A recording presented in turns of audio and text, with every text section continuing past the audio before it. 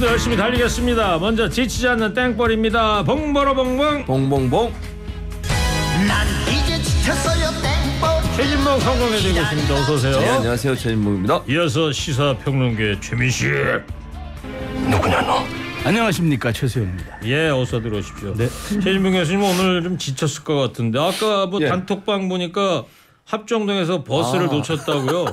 그 못 타고 여기까지 왔어요, 그러죠? 버스 타고 왔습니다. 다음 버스. 여보세요, 지금 아니, 해병대 장교 출신이 구보로 달려오셔야지. 합정에서 여기까지요? 수륙 양용 작전을 펼쳐서라도 오셔야죠. 합정에서? 사명동도 아니고. 자, 알겠습니다. 윤석열 대통령이 올해 첫 지방 일정으로 TK 지역을 어제 찾았지 않습니까? 네, 그렇습니다. 그 과학기술 인재양성 그 회의를 주제를 목적으로 갔는데 일단 금호공과대학을 방문해서 거기서 일단 저 과학기술 인재양성에 대한 회의를 했고요. 그 금호공대가 박정희 전 대통령께서 이 과학기술 인재양성 회의의 의장이 대통령입니다. 그래서 이제 주제했는데 정부 합동으로 이제 운영하는 건데 어쨌든 첫 그 박정희 대통령께서 건립한 금호공대를 찾았다는 거는 그 정신을 계승하겠다라는 어떤 그런 좀 메시지가 담겨져 있지 않느냐라고 분석하는 박정희 게 전 맞습니다. 대통령의 업적을 계승하겠다. 네, 지금 우리가 경제 위기니까 네. 그런 박정희 모델로 우리가 과학기국이라든가 이런 것으로 인해서 이 위기를 한번 돌파해 보자. 최진봉 교수님은 뭐라고 보세요? 저는 박정희 전 대통령 생가도 방문했다 그러거든요. 그러니까 저는 TK 민심을 붙잡겠다는 의도라고 보여져요. 이번에 생가는 처음 방문한 게 아니잖아요. 세 번째입니다. 운동기간 중에서. 네. 대선 때도 세 번째인데, 방문하셨고요. 근데 이제 제가 볼 때는 윤석열 대통령 입장에서는 지지율이 지금 계속 답보 상태에 빠져 있고 30%에서 지금 머물러 있는 상태잖아요. 그리고 여러 가지 일들을 하는데도 불구하고 논란이 많다 보니까 결국은 지지율이 안 오르니 네. TK 지역이 보수의 핵심이고 심장이니까 거기서부터 다시 결집을 시도하겠다는 의도라고 예, 보여져요. 전당대회도 좀 있고. 예, 맞습니다. 거기에 이제 뭐 본인이 뭐 노골적으로 말씀을 안 하셨지만 밀고 있는 김기현 후보에 대한 지지세도 어느 정도 확보해야 되고 이러다 보니까 결국 왜냐하면 TK에서도 안철수 후보의 지지율이 상당히 높은 걸로 나오고 있어요. 예. 이런 위기감이 좀 작동했다고 봅니다. 근데 박정희 전 대통령의 숙모관 요게 좀 너무 좁다. 그래가지고 뭐 이 숙모관도 개선 방안을 주문했다고 그래요. 이 숙모관도 지금 논란이 되고 있어요. 네, 논란이 되고 있죠. 왜냐면요. 이게 박정희 전 대통령 안에서 구미시에 있는 건물만요. 전체 금액만 1,200억 원이 들어가서 지금 운영 중에 있습니다. 네. 건물로 제가 말씀드리면요. 생가 바로 옆에 민족중흥관이라고 하는 건물인데 59억 들었고요. 그 주변에 공원을 조성하는데 77억이 들었습니다. 그 역사 자료관이 있는데 그 159억이 들었고요. 새마을 운동을 주제로 한 공원을 조성하는데 907억 들었어요. 네. 그 공원 가장 중앙에 뭐가 있냐면 박정희 전 대통령 동상이 있는데요. 그 동상 건립 17억 들었습니다. 그러니까 총 1,200억 정도가 들어서 지금 운영이 되고 있어요.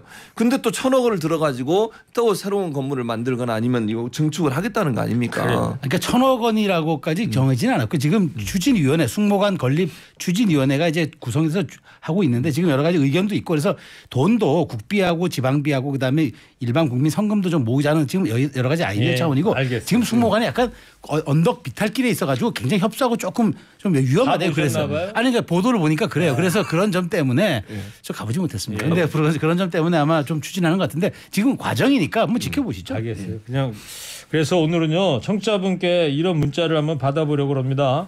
경북 구미시가 세금 1,000억 원대를 들여갖고 박정희 전 대통령 숙모관 건립을 추진하려고 합니다. 여러분 어떻게 생각들 하시는지 자유롭게 보내주세요. 예. 자, 박근혜 전 대통령에게 이 생일 축하난을 보낸 것도 화제더라고요. 이것도 뭐 특별한 의미가 담긴 행동이라고 봐야 될까요? 예, 저는 그 타이밍이 이제 좀 약간 그 교묘했는데, 그러니까 어저께 오늘이 이제 박근혜 전 대통령의 생일이라는 겁니다. 오늘이요? 예, 오늘이요. 그래서 어저께 방문을 대통령께서 하셨잖아요. 그래서 저는 그 타이밍이 좀 맞물린 건 아니냐, 이제 그런. 박정희 대통령의 말을 박근혜 대통령의 아버지시니까 그래서 그런 제가 아까 뭐 최 교수님께서는 TK를 가서 거기서 뭐 지지율 회복이라든가 이렇게 보는데 저는 그렇지는 않고요. 대통령께서 작년부터 끊임없이 강조하는 게 과학기술이에요. 그러니까 과학기술을 빼놓고 우리 대한민국의 미래를 얘기할 수 없다. 그런데 금호공과대학이 굉장히 그 모델이거든요. 그러니까 뭐냐면 여기는 교육, 취업, 정주 여건 이 세 개의 그 요건들이 사이클링 선순환이 되고 있는 구조이기 때문에 이런 것 특히나 금호공대를 설립함으로써 대한민국이 산업화의 기틀을 쌓았듯이 앞으로 우리도 미래를 보고 가자 그 메시지를 던지기 위해서 한 거지 TK에서 뭐 박근혜 전 대통령에게 난을 난을 보낸 건 있지만 TK에서 뭘 지지율 회복에 뭐 시발점을 살짝 그런 정치적인 그런 의도는 저는 있어도 아주 작을 거라고 생각해요. 그래서 잘못 해석하시는 거예요. 최진봉 교수가 공침 쏘려고 아니 금호공대도 있지만 그럼 예를 들어서요. 만약 정말 과학 관련된 거라면 차라리 그냥 광주에 있는 과학기술대학을 가는 게 나아요.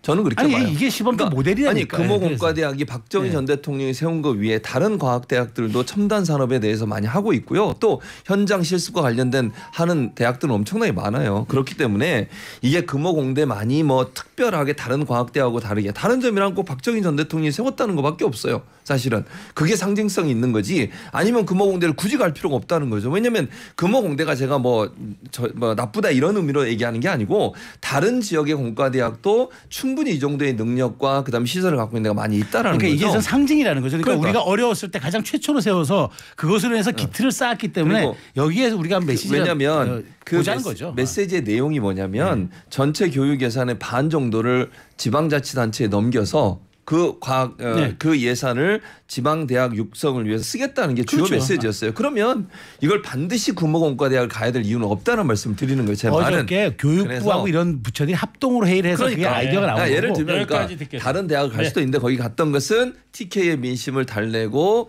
본인의 지지율을 높이려는 의도였다. 상징성 그렇게 문제다. 봅니다. 저는 이렇게 생각해요. 여기까지 듣겠습니다. 자, 오늘은 박정희 전 대통령의 숙모강 건립에 구미시가 세금 1,000억 원을 드리는 것에 대해서 청취자분들 어떤 의견 갖고 계신지 자유롭게 받고 있는데 몇 분 소개하고 가겠습니다. 엄동설 안에 가스 전기 폭탄인데 1,000억이라 절대 반대합니다. 공천 개입 적당히 하세요. 그 돈으로 국민들 떡이나 사줘요. 민초들 춥고 배고픕니다.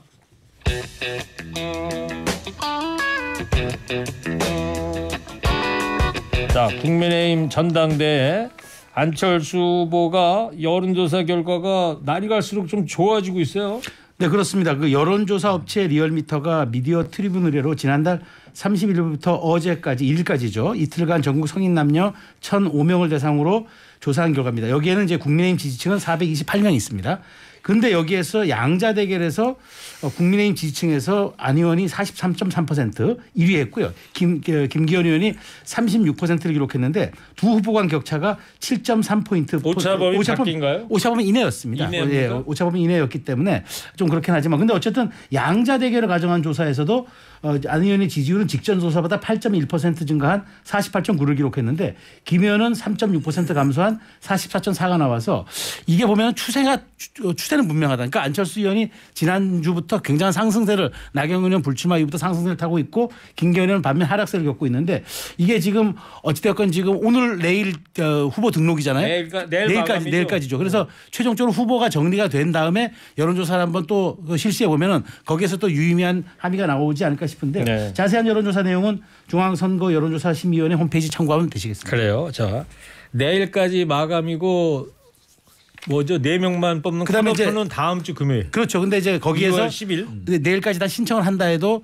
좀 부적절한 후보가 있으면 걸러내겠다는 네. 게 그 공간이 있죠. 그러면 2월 10일 4명 걸러내고요. 네. 그다음 3월 8일까지 네. 그 TV 토론회 같은 것도 합니까? 4번 정도 합니다. 최고위원은 한 번 하고요. 당대표는 4번을 실시해가지고 합니다. 그래서 만일 결선까지 가면 한 번 더 하는 걸로. 중앙선거관리위원회에 있는 규칙인 거죠, 그러니까. 그러니까 지금 국민의힘 경선관리위원회가 만든 안입니다. 네. 예, 그렇군요. 자, 근데 두 후보가 나란히 어제 또 보수텃밭 대구를 찾아가서 세위 모으기에 나섰는데 최진봉 교수님, 네. TK 표심의 향배 앞으로 어떨 것 같습니까? 저는 그러니까 전체 우리 전국적으로 안철수 후보의 지지율이 지금 상승세잖아요. 김기현 후보의 지지율은 좀 떨어지고 있는 거고 이거는 뭐 여론조사마다 뭐 차이는 약간 다를 수 있지만 그 추세 자체는 동일하다고 봐요 저는. 그러니까 나경원, 유승민 두 분이 출마를 안 하기로 결정하면서 그 표가 상당 부분 안철수 후보에 갔기 때문에 네. TK도 저는 크게 다르지 않을 거라고 봅니다. 왜 그러냐면 바람이라고 저는 보거든요. 그리고 또 하나의 문제는 뭐냐면 총선을 생각한다는 거예요. 이게 그냥 단순히 당대표를 뽑는 것에서 끝나는 게 아니라 이번 당대표가 총선에 공천권을 행사하게 되는데 그 총선을 과연 이길 수 있을까요? 어느 후보로 했을 때 이길 수 있을까? 이걸 고려할 수밖에 없어요.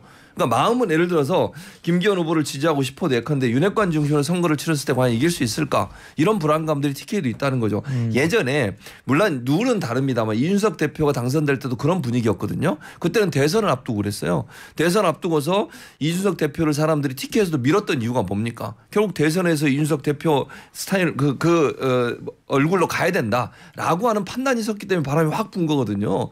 당시에 당심에서는 졌었어요. 이준석 대표가. 그런 역할이 지금 그런 상황이 지금 벌어지고 있다. 네. 그래서 안철수 의원 쪽으로 더 바람이 불 가능성이 있다고 봅니다.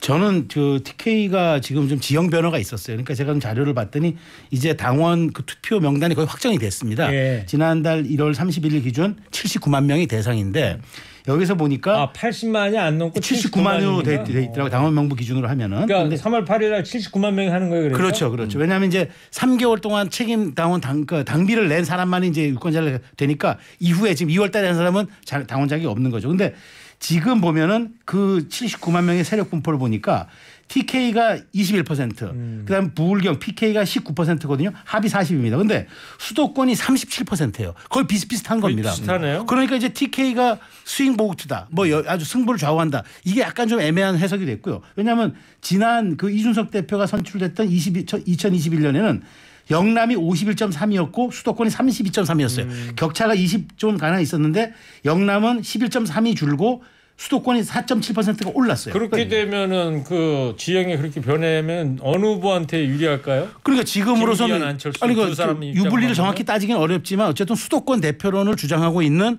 안철수 의원이 조금 네. 수도권에 아무래도 그 당원 명부가 더 확장이 됐으니까 알겠습니다. 그 점이 조금 좀 감안되지 않을까 싶어요. 그리고 안철수 후보하고 또 장제원 의원 간의 이 통화를 둘러싼 이 윤심 논란도 있었는데 최진봉 교수님 어떻게 예. 보십니까? 아니, 그러니까 저는 이것도 그러니까 안 의원이 그렇게 얘기를 했어요. 장제원 의원하고 이제 본인 측근이 네. 통화를 했다. 그래서 김장연대는 금이 갔다. 그러니까 제가 이제 느끼기는 이런 안철수 의원 입장에서는 이게 너무 친윤 반윤 이익 대결로 가는 걸 부담스러워하는 거예요.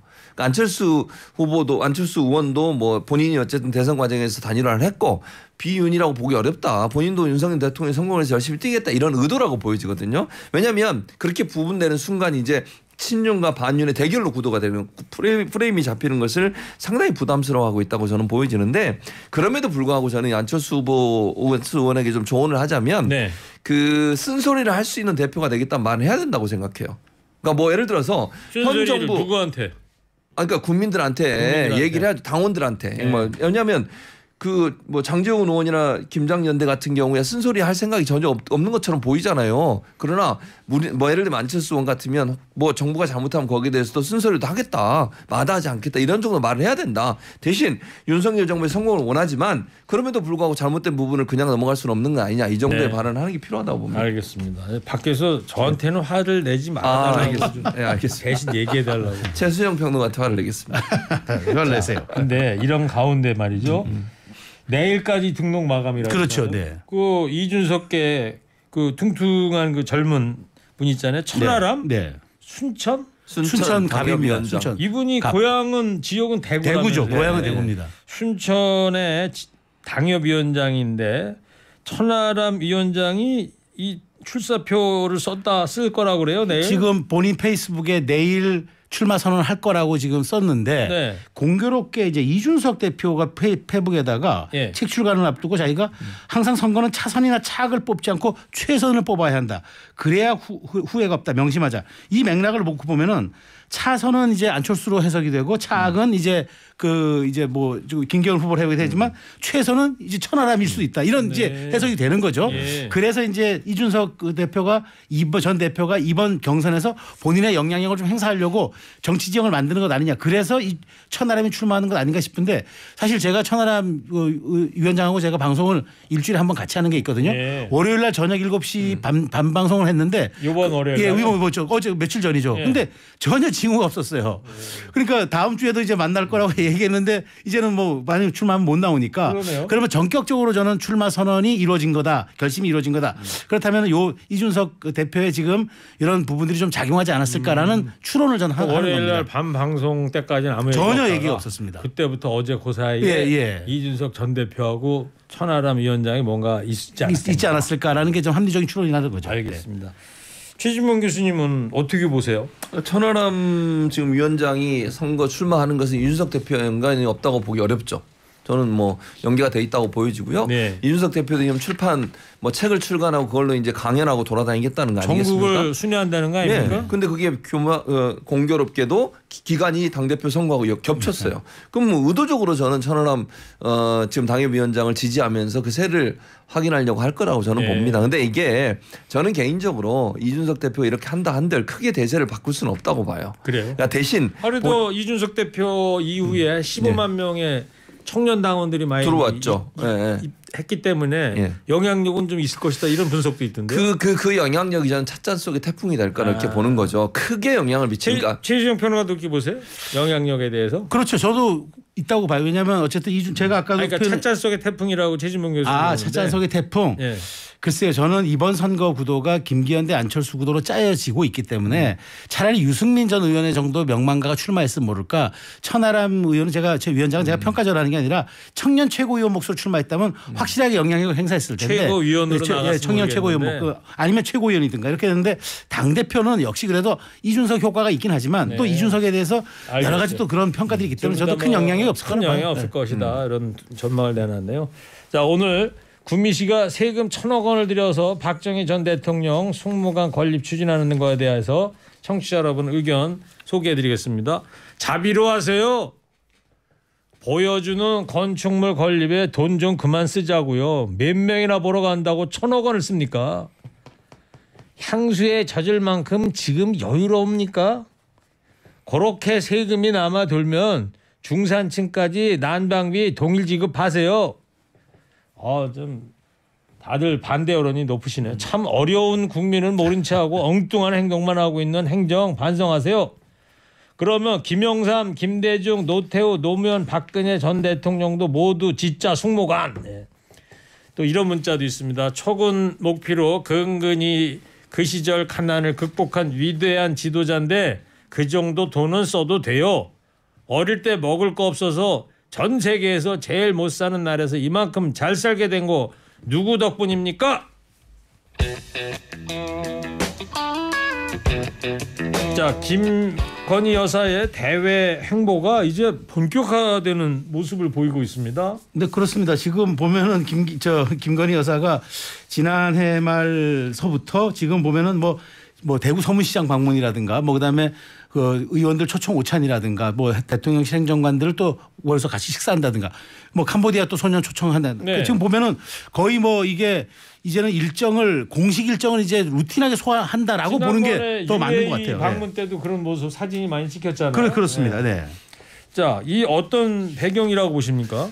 저는 그러니까 공개적인 행보를 계속 늘려가겠다는 의도라고 보여져요. 그러니까 정치인도 만나고 그다음에 지금 행사하는데도 본인이 단독으로 하는 행사들이 많아졌거든요. 보통 이제 대통령과 함께 가는 행사, 특히 서문시장은 혼자 가는 경우는 뭐 그렇게 많지 않다고 봐요. 혼자 갔었잖아요. 네. 근데 뭐 보육시설이나 이런 이제 사회 취약계층을 방문할 때는 혼자 가는 경우가 많지만 정치적인 행보를 할 때는 보통은 대통령과 함께 가거든요. 혼자 이런 단독 행보를 한다는 것은 단독으로 정치적 행보까지도 하겠다는 의도로 보여지고요. 뭐 좋은 의미로 보면 대통령을 돕겠다는 의지지만 또 다른 의미로 보여지면 너무 정치적 행보가 잦아질 수 있다. 네. 이런 비판도 있을 것 같습니다. 그래서 이렇게 공개 행보가 늘어나면 아예 제2부속실 새로 만들어야 되는 거 아니냐 이런 얘기도 나와요. 그러니까 더 확실한 지원도 받고 그다음에 대통령 영부인으로서의 좀 더 확실한 메시지도 좀 내고 그다음에 그것이 국민의 제대로 평가받으려면 보좌기구를 공식적으로 두는 게 맞다라는 지적은 저도 일견 타당한 점이 있다고 봅니다. 그래서 이 부분은 좀 대통령실이 고민해야 될 지점으로 보입니다. 네. 자, 그리고 민주당에서는 김건희 여사의 주가 조작 의혹 특검 또 이상민 장관 탄핵안을 꺼내들었습니다. 국민의힘에서는 이재명 대표의 사법 리스크 무마용이다 이런 주장을 하는데 자, 요 얘기까지만 두 분 이야기 좀 들어볼게요. 최진봉 교수님부터. 아니 사법 리스크 뭘 무마를 했는데? 아니 그러니까 제가 몇 번 얘기했지만요. 수사를 안 합니까? 소환을 안 합니까? 조사를 안 합니까? 지금 뭐 실시간으로 조사 내용이 다 언론에 보도되고 있어요. 뭐 어떻게 무마를 한다는 거예요? 예를 들면 김건희 여사 관련 주가조작 특검이나 이상민 장관 탄핵안을 추진하는 것과 검찰이 수사하고 지금 재판하는 거 무슨 연관이 있는 거예요 대체? 양쪽 다 하잖아요 지금. 하는데 뭘 이걸 무마한다고 얘기를 하는지 잘 이해를 못 하겠어요. 뭐 어떻게 무마가 됩니까 대체? 무마가 아니고 물타기라고요. 그러니까 무슨 물을 타요? 매일매일 이재명 대표가 사법 리스크 때문에 언론에 그냥 도배하다시피 되니까 이 좀 약간 좀 방향성을 돌려보자. 우리라도 좀 물을 좀 타서 희석시키자.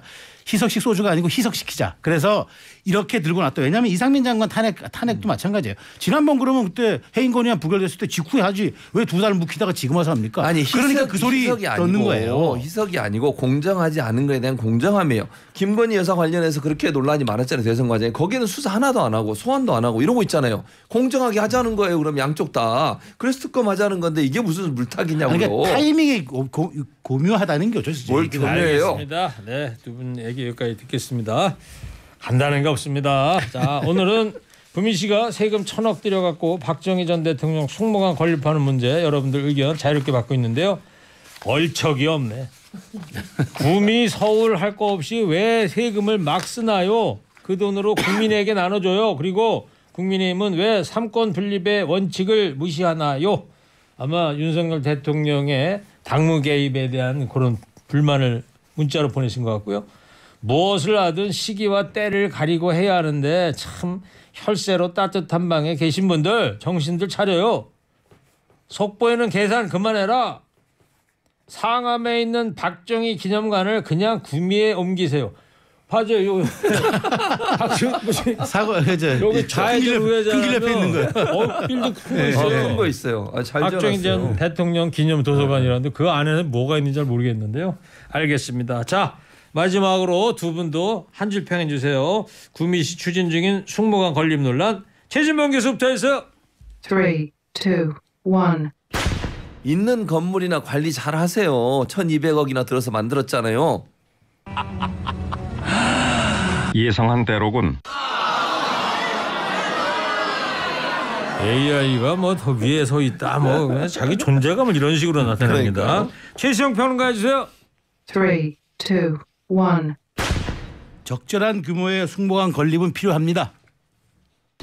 그러면 안 돼. 그러면 안 된다잖아요. 되는데 왜 안 된다고 하지? 자, 그냥 준비된 그 AI 멘트 막 틀었대요. 네. 자, 정치 파벌 마지까지 최진봉 교수, 최수영 시사평론가였습니다. 두 분 감사합니다. 감사합니다.